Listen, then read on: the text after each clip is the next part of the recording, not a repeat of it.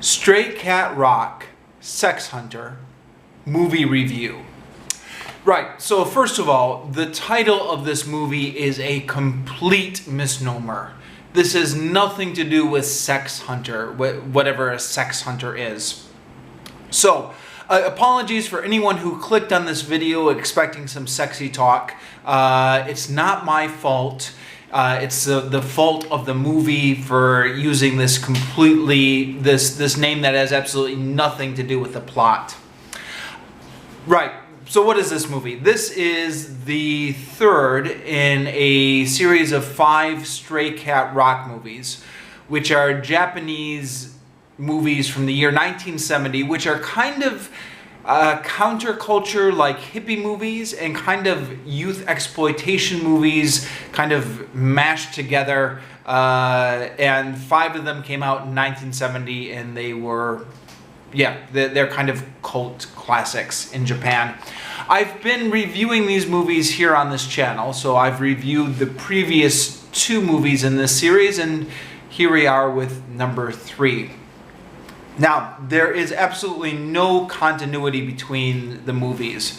They've got the same director and the same actors, but the actors are always playing different characters in every movie. And you know they're always playing different characters because for whatever reason, at the end of the movie, everybody always dies. I don't know, it's maybe it's a Japanese thing. Japanese stories tend to be tragic like that, or the aesthetic they were going for. And then they all come back in the next movie playing different characters. Yeah. And as far as I can tell, the titles were just given out at random.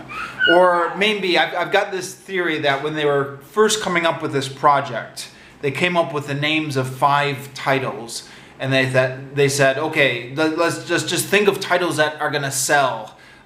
Sex Hunter, we'll come up with the story later.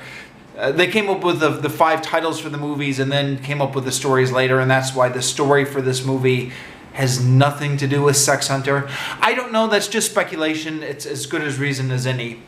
So the title has absolutely nothing to do with the plot of the movie, and yet it does maybe convey that this is a trashy 1970s exploitation movie. So I guess there is some truth in advertising here. The title is conveying something. Interestingly enough, at the time I was watching and reviewing these movies, I was searching for anything available in English on them, and there was little to nothing. I think it's improved in the years since then. This is a review of mine that's about 10 years old. But Sex Hunter was the one exception. This is the one movie that did seem to have gotten a release in the States. Oh, I was watching these movies in Japan, by the way. I was living in Japan while I was renting these movies.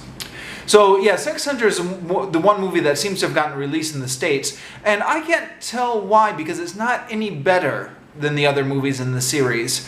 Except, maybe, the name Sex Hunter. Maybe somebody said, Sex Hunter, that sounds like a movie that would sell in the States. I don't know. Anyways, the movie is actually, it's kind of about a serious theme. It's about the film is about an ongoing street gang war between a gang of toughs known as the Eagles, and another group comprised of racially mixed Japanese people called the Haves. So they're half Japanese, half foreigner. And the term in Japanese for somebody who's racially mixed is half. It's a loan word from English. It's usually pronounced with a Japanese accent. So harufu, or sorry, that was a bad attempt at a Japanese accent. Hafu, something like that. And I know that sounds terribly politically incorrect to Western ears nowadays, but that is the term in Japanese. I mean, that's what they're called in Japanese, and certainly in this movie, that's how they're referred to. Now, this was actually a big topical issue at the time because of the after World War II ended, there was the U.S. Army occupied Japan for the rest of the 1940s into the 1950s, I believe. And during that time, there were a lot of racially mixed children born between Japanese mothers and U.S. servicemen. A lot of them born out of wedlock. And a lot of them kind of raised without their fathers when the American soldiers went back to America. So it was actually a bit of a cultural issue at the time as these children grew up. And by the late 1960s and 70s, these children are becoming teenagers and young adults. It wasn't actually a big political issue when I was living in Japan, which raises the question, what happened to these people? I did a couple times in Japan meet people of that generation who were racially mixed. One of them was my taxi driver at one point. I didn't meet a lot of them. But I never really heard anyone discussing it as a cultural issue during the time that I was in Japan. I don't really know what happened. Somebody else is going to have to, somebody who knows more than me will have to answer this question. Although my best guess is, as the world has just become more globalized and smaller, and that there are more international marriages going on now, it's no longer such an issue. It's just kind of the way things are nowadays, that there are racially mixed people everywhere. And that's why it's not an issue so much now, but it was an issue with this generation. Again, I don't know, I'm just supposing. So, anyways, this movie here is focusing on the discrimination that these half-children faced. And so they've got their own kind of street gang, and they're kind of fighting for their place in the world and dealing with the racial discrimination. So it is a serious issue. For better or for worse, this particular movie, being a cheesy 1970s youth exploitation movie, doesn't probably give it the serious treatment that it deserves. It starts out kind of like West Side Story, where there's these various rumbles between these two gangs going on. And then by the end of the movie, there's just this big shootout where everyone dies, and this shootout just doesn't make any sense at all. And then, then there's all those kind of cheesy retro music, the fashion, the motorcycle gang rivalry. So it's a very cheesy movie with kind of a serious theme grafted on top of it,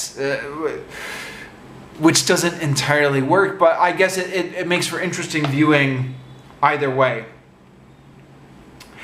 No, it's interesting to watch as a timepiece, just to to kind of see what issues were topical in 1970 and what kind of movies people were making of them. Also, another little interesting trivia note: there was a group called the Golden Halves, which was a pop group in the late 60s and I think early 70s that had a few hits. I was actually familiar with this group because I'm interested in a lot of old stuff. So when I was in Japan, I would buy a lot of old CDs or rent a lot of old CDs, like the greatest hits of the 1960s, the greatest hits of the 1970s. So I would see this name come up on the track listing for these compilation CDs, the Golden Halves.